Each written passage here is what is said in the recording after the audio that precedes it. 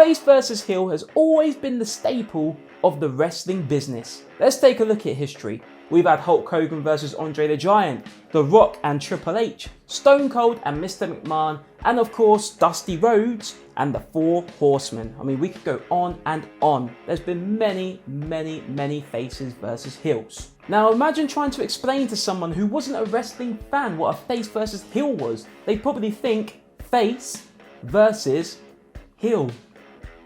In this video, we're talking about the best of the best. The excellence of execution.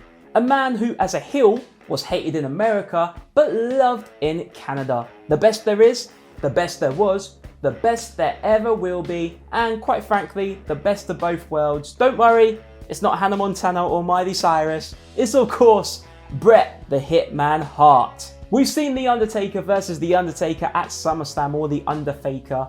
We've seen Doink and Doink in the same ring doing mime at WrestleMania 9. And right now, we're going to see Bret Hart versus Bret Hart, but we're going to be breaking it down face versus heel. Who was better in ring?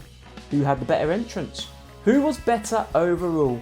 My friends, I got you on this one because my name is Nathan from What Culture Wrestling, and this is the battle of all battles. Face Bret Hart versus heel Bret Hart. Number 10.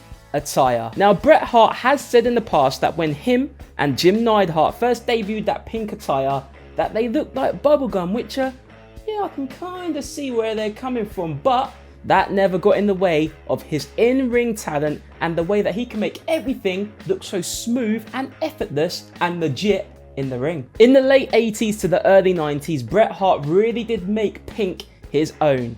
There was no one else like it, and he was different, so that's why it worked. When you're different, you stand out, and Bret Hart most definitely stood out. When Bret Hart turned heel in 1997, he started wearing more black on his attire. We still saw little bits of pink, of course, to keep the Hart Foundation alive, but we also saw skulls become more prominent on his attire. We've seen it many times in the past where a babyface turns heel and they decide to wear darker clothes, or the lighting gets darker, or something along those lines.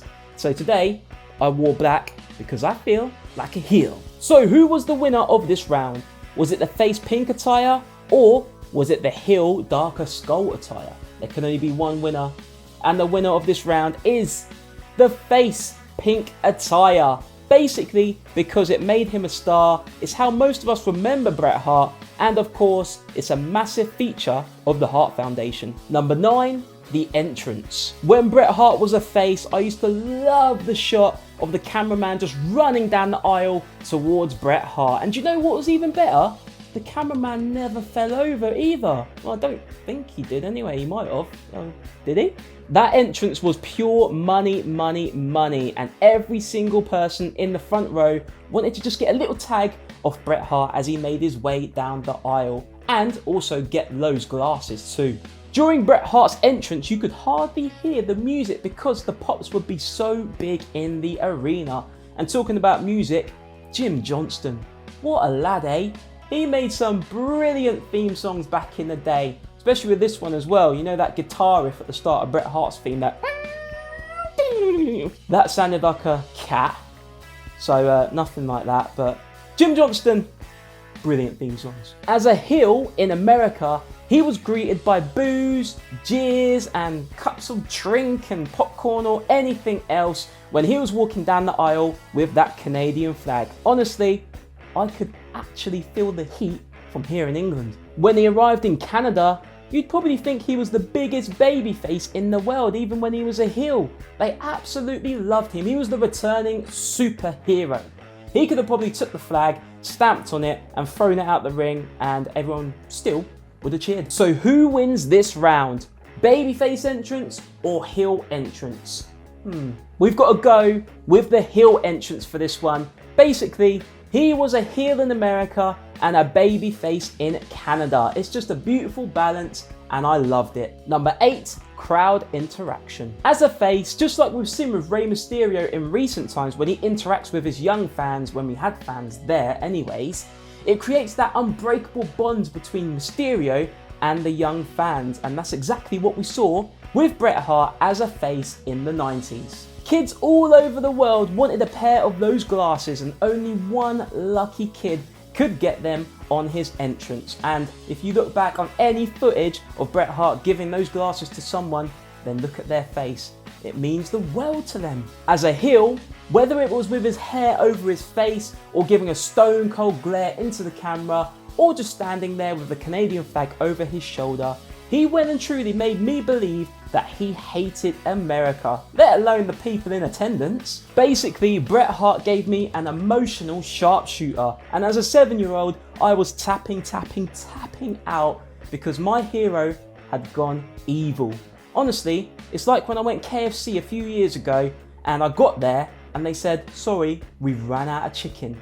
KFC ran out of chicken. Yeah, back then KFC did turn heel on me, but they're babyface at the moment, so it's all good. Anyways, back to the video. So it's that moment to find out who was the winner of this round. Was it his face crowd interaction or was it his heel crowd interaction? The winner is face, his face crowd interaction, due to the fact of him giving his glasses away to fans, and they absolutely loved it. Also, the cameraman running down the aisle without falling over right towards Bret Hart, and of course being beloved all over the world. Number 7, range. Now, how long have I got on this one? Because I honestly could go on and on and on and on. He was brilliant at selling as a face. Honestly, he could sell you a cheeseburger with no cheese on it, but make you believe that there's 2 slices of cheese in there. He was the babyface in Jeopardy, and he would make a comeback believably and make every single match he was involved in legit. So, sorry Sasha Banks, Bret Hart's the legit boss. His in-ring style didn't really change. He would still sell, he was still believable, and he was still very, very legit in the squared circle. His style changed to a more heelish, beat you and then kick you when you're down attitude, of course, because he was a heel, especially when it came to all of the American fans' heroes. Now this one's quite difficult because they are quite similar, but who was the winner out of this one for range? Face or heel? For this one, I've got to go face due to the fact that we saw it for much, much longer.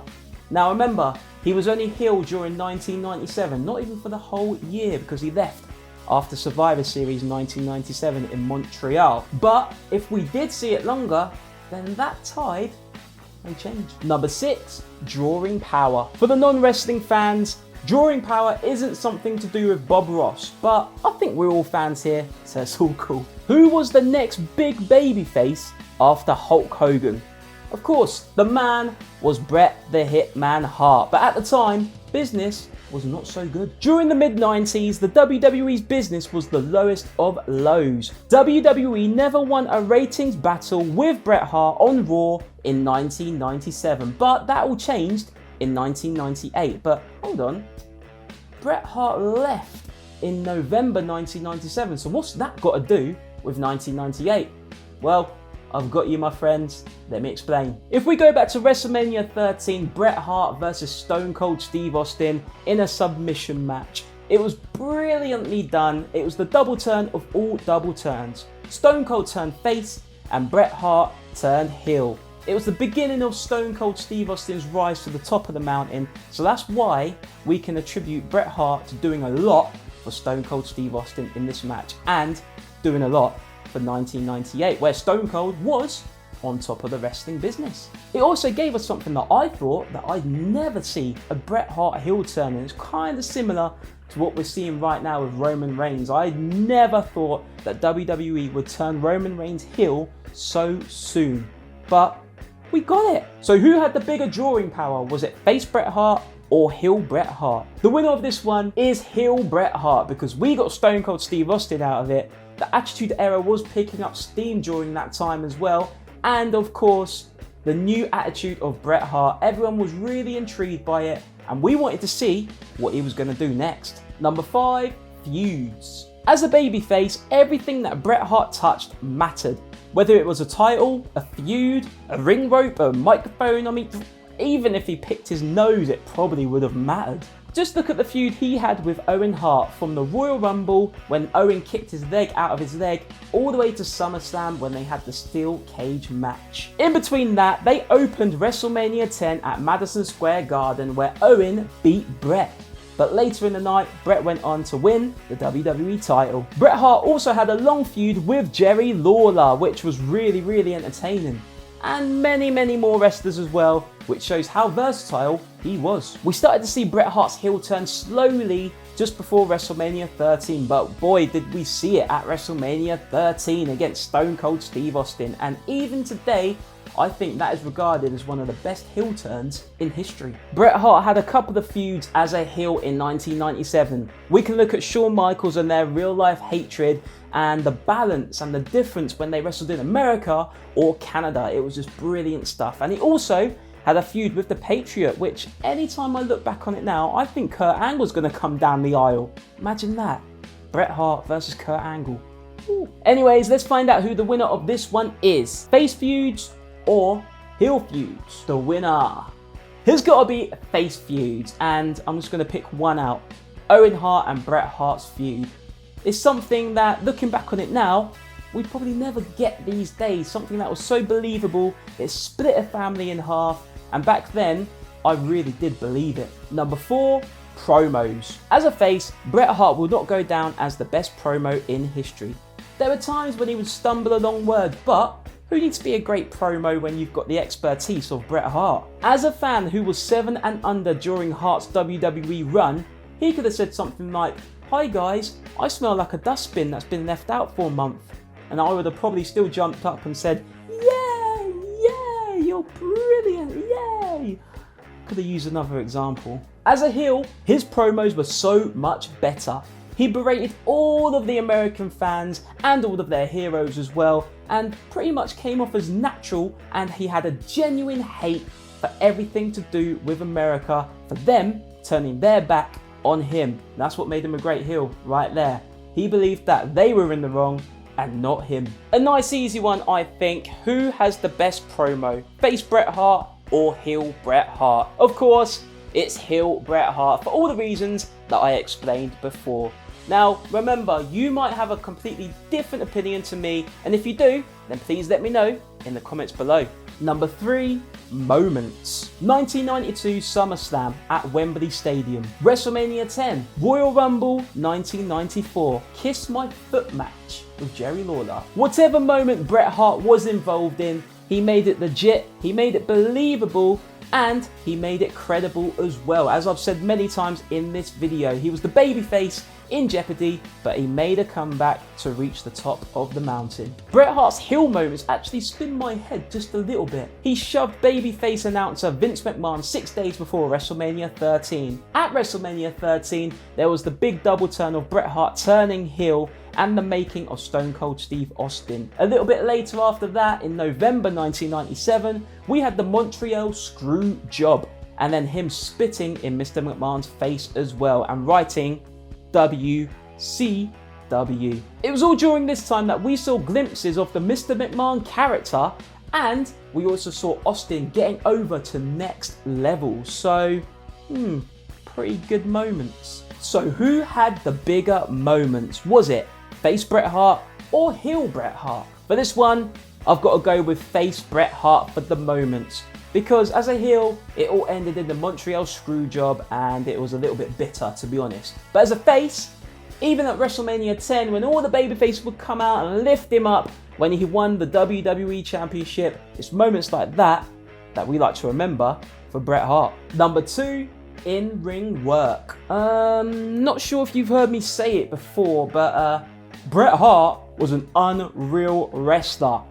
I could spend hours on the network just watching Bret Hart matches and sitting there like, I used to love the way he would do the figure 4 leg lock around the ring post, and of course, we've looked at it a couple of times in this video, but Royal Rumble when Owen Hart kicked his leg out of his leg and then he came back later that night to win the Royal Rumble. It just shows what a world-class talent Bret Hart is. It's impossible to talk about Bret Hart's work because I'd probably need to do a 24-hour video, which guys, I'm happy to do that, but I actually haven't got enough food and snacks here right now, so sorry. So who done the better in-ring work? Was it face Bret Hart or heel Bret Hart? The winner of this match is a draw. I know. I can hear the boos ringing down coming from all angles. it does feel like a DQ finish or count out, or a referee calling for a DQ when something happens not related to the match. Sasha Banks versus Shayna Baszler. Oh, who said that? Oh, excuse me. So forgive me for this one, peeps. It's the moment we've all been waiting for now. It's now time to find out who is the winner. Is it face Bret Hart or heel Bret Hart? The overall winner. So, the winner of this match, and still the best there is, the best there was, and the best there ever will be, is